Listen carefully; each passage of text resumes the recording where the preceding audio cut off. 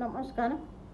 কালি TV চাই এটা কথা গম পালোঁ, আমাৰ শিৱসাগৰৰ বিধায়ক অখিল দাই এটা কথা কৈছে, বেহাৰবাৰী আউটপোষ্ট চিনেমাখন ৰাজনীতিৰ লগত ৰিজাইছে।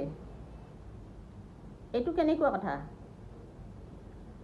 মুখ্যমন্ত্ৰীয়ে কৈছে গৌৰৱ গগৈ পাকিস্তানৰ এজেণ্ট।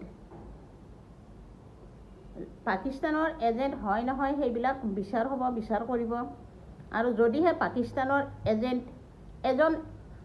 পাকিস্তানৰ এজেণ্টে এতিয়াও সাংসদ হৈ আছে, ইমান মুকলিমূৰীয়া হৈ ঘূৰি আছে,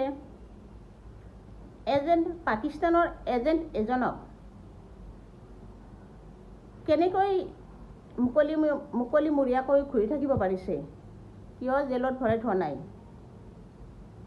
কিয় ৰাইজৰ আগত দোষী বুলি প্ৰমাণ গোটাব পৰা নাই? যদিহে পাকিস্তানৰ লগত লিংক আছে গৌৰৱ গগৈৰ, জেলত ভৰাই থওক, অখিল দাই কোৱাৰ নিচিনাকৈ ফাঁচি দিয়ক।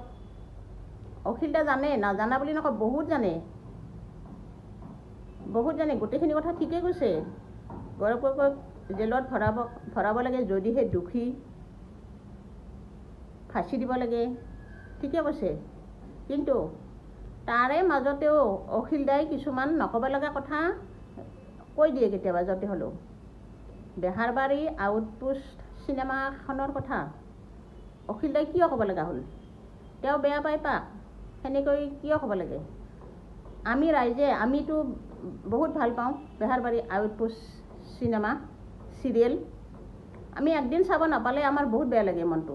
কিবা কাৰণত যদি টিভি ৰিচাৰ্জ নাথাকে, কেতিয়াবা চাব নাপাওঁ, কোনোবা আলহী আহিল, কিবা আহিল, গোটেই সেইখিনি সময় বহুত বেয়া লাগে। আমিতো বহুত ভাল পাওঁ, ৰাইজে ভাল পায়। নহ'লে ৩-৪ বছৰ এই চিৰিয়েলখন চলি নাথাকে নহয়। আমাৰ প্ৰিয়, বহুত প্ৰিয় এই বেহাৰবাৰী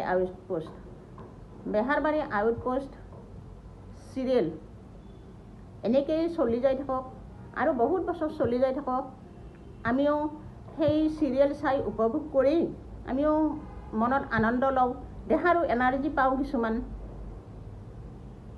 এই যদি কিবা ভুল হৈছে সকলোৱে যেন ক্ষমা কৰি দিয়ে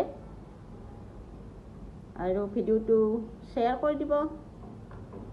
ভাল হৈছে যদি লাইক ছাবস্ক্ৰাইব কৰিব, ফেচবুকত ফ'ল' কৰি যাব। ধন্যবাদ।